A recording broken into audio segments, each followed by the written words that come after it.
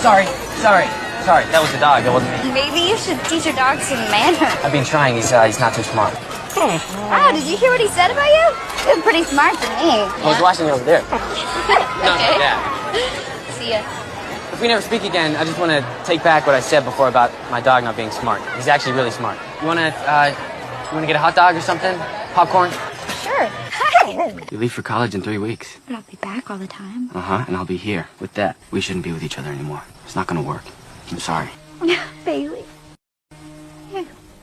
Are you lost? Where are you from? I know that smell. It's from a long time ago. Well, he's certainly not straight because he's got a... Let's see, he belongs to...